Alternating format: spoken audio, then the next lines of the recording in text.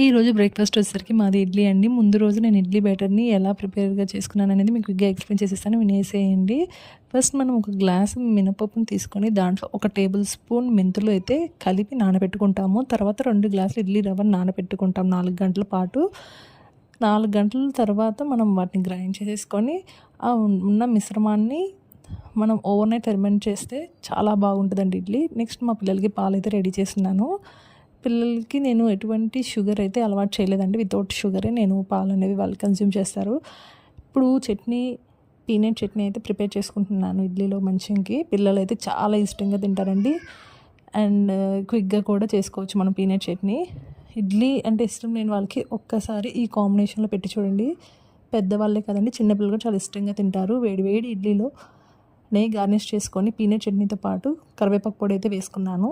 Idli taste అయితే మాత్రం super ఉందండి.